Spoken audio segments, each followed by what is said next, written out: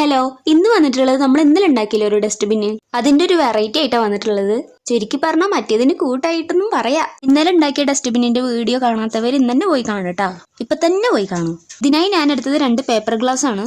ഇതുവരെയുള്ള സ്റ്റെപ്പൊക്കെ നന്നായി മനസ്സിലായി എന്ന് വിചാരിക്കണു. ഇനി നമ്മൾ പ്രസ് ചെയ്യുമ്പോൾ അടപ്പ് പൊങ്ങി വരണ്ടേ, അതിനുള്ള സെറ്റപ്പാണ് ചെയ്തുകൊണ്ടിരിക്കുന്നത്. ഇതെന്തായാലും സൂക്ഷിച്ച് ചെയ്യണം, ഇല്ല പറഞ്ഞാൽ അടപ്പ് പൊങ്ങൂല്ല. ഒക്കെപ്പാട് ചവിട്ടിക്കൂട്ടി പുറത്തേക്ക് എറിയാൻ തോന്നും. നമുക്കിനി ഇതിന് അടപ്പ് ഫിക്സ് ചെയ്യണം. അതിന് എൽ ഷേപ്പിൽ 2 കാർഡ്ബോർഡ് പീസ് വെട്ടിയെടുക്കുക. അതിന്റെ മേലെ 2 ഹോൾ ഇട്ട് കൊടുക്കുക. എന്നിട്ട് ആ ഹോളിന്റെ ഉള്ളിൽ കൂടെ ടൂത്ത് പിക്ക് കുത്തി കൊടുക്കുക.